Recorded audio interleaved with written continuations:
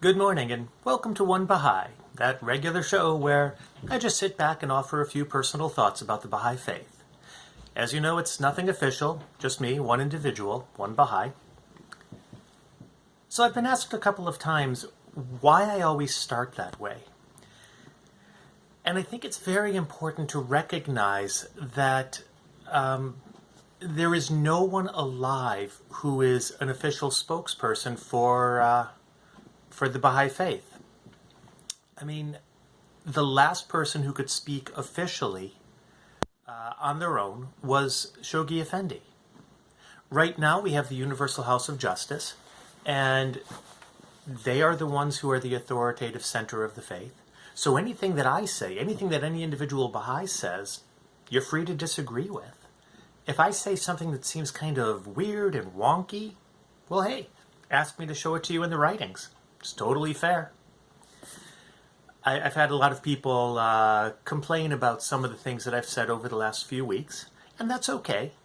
They've asked me to show it to them in the writings where I get my ideas, and I was able to. And a few people have written back and said, well, thank you, I appreciate that. I can see where you would see it that way, but I still disagree. Totally fine, no problem. That's one of the beauties of the Baha'i faith.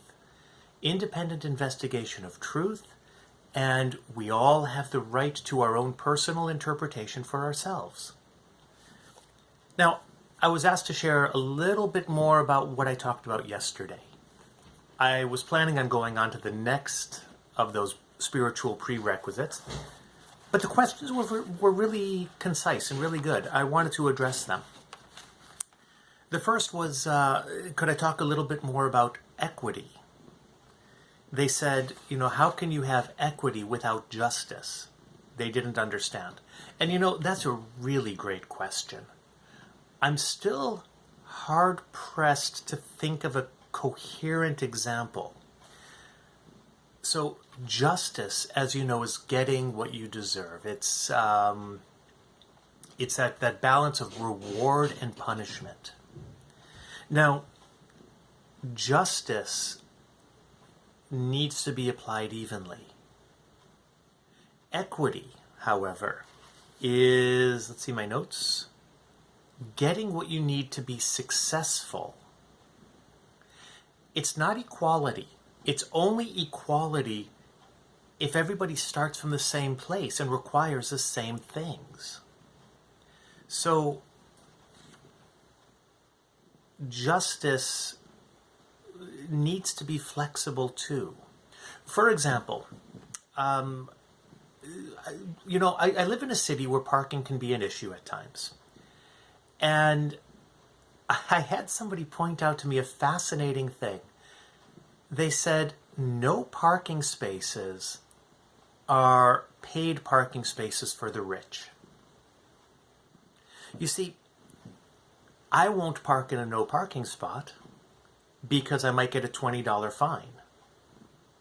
But it was pointed out to me that $20 is just a couple more dollars than what you pay in an all-day parkade. So if you're really rich, you can park in a no parking spot. It's only $20, who cares? So you see, that's not justice. The fine is not an imposition. It can be crippling to somebody who is living on the edge, but it's nothing to somebody who is really rich. So there are other areas where they don't have a standard fee for no parking. They have it on a sliding scale. That becomes more just. The really rich person would not face a mere $20 fine. They might face a $500 fine or a $1,000 fine.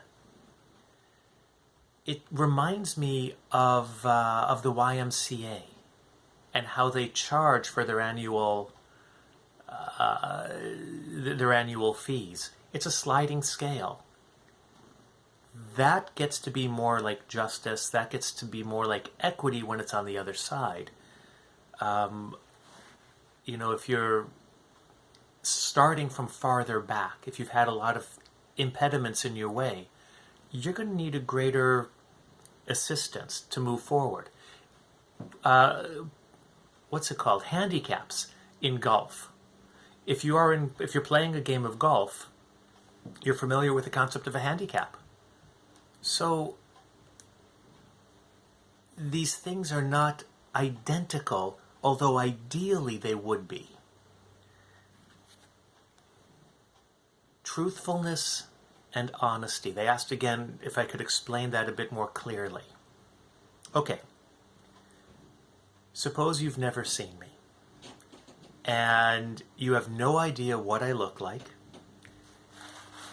and you believe, I don't know, let's say you believe I have straight blonde hair.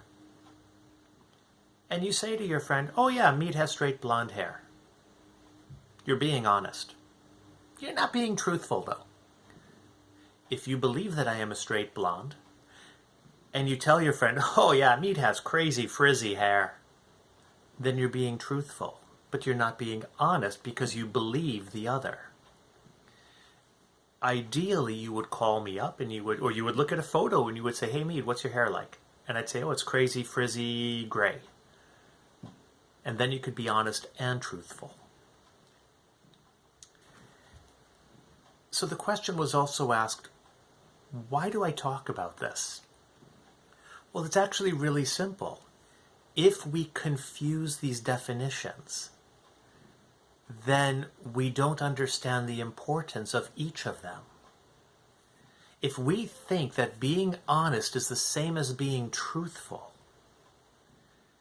then we don't have to investigate reality as much because our personal belief would suffice. But you see, truthfulness and honesty are not the same thing. When I first encountered the Black Lives Matter movement, I had a lot of questions. I asked a lot of questions. I was honest in my belief, but I wasn't really aware of the truth. So, if I believed that my opinion was enough, I never would have learned more about it. Instead, I sat there inside and I said to myself, I said, well, what do you mean Black Lives Matter? All lives matter.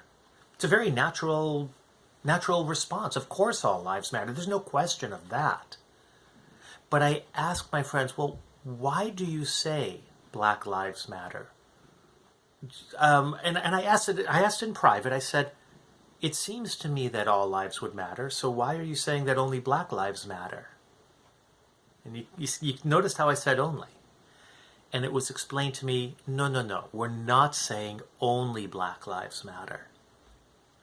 And they explained to me the importance of focusing on an issue at a timely moment. So, truthfulness and honesty, when we're aware that they are different things, then we begin to investigate both. I had to search within myself so that I could truly be aware of the Black Lives Matter movement and be honest in my defense in it. I knew it here and I knew it here. That's when the truthfulness and the honesty go hand in hand, and that's when it's a far more powerful thing. Light upon light. This passage, this whole section of the Advent of Divine Justice is filled with quotes. Shoghi Effendi begins by talking about these 3 spiritual prerequisites of success. They are prerequisites. Without them, we cannot succeed. And he says they constitute the bedrock on which the security of all teaching plans, temple projects, and financial schemes must ultimately rest. Without these 3 requisites, it's all doomed to failure. They are the bedrock, that immovable foundation upon which all sturdy structures can be built. And he says, upon the extent to which these requirements are met, depend the measure of manifold blessings which the all-bountiful possessor can vouchsafe to us all. I'm paraphrasing there. I actually elided a section in the middle because I wanted to make the point more focused, more obvious. And he says that these requirements are none other than a high sense of moral rectitude, which is what we talked about yesterday, and again today, I guess. Absolute chastity, which I hope to address tomorrow, and complete freedom from prejudice. Okay, one last little point before I sign off today. Here, the Guardian says complete freedom from prejudice in their dealings with people of a different race, class, creed, or color. But when you get to the section where he talks about it, because he elucidates each of these 3 or 4 pages each, when he talks about prejudice, freedom from prejudice, he's more specific in that section. He says, as to racial prejudice, the corrosion of which for well nigh a century has bitten into the fiber and attacked the whole structure of American society. As to racial prejudice, he says, it should be regarded as constituting the most vital and challenging issue confronting the Baha'i community.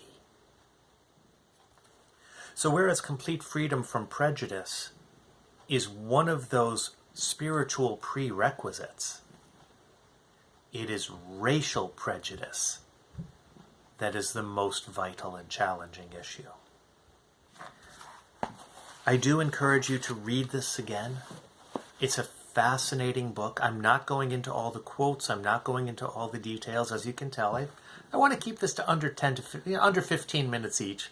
So I'm kind of limited. But thank you so much for joining. Thank you very much for your questions yesterday. I do hope this helps answer them. If you have any more questions or insights, I would love to read them. And if you have examples, I'd love to read those too. As you can tell, I kind of struggle with some of those examples. Anyways, thank you very much for joining me. Be safe, and we'll talk again tomorrow. Now I reach for the camera.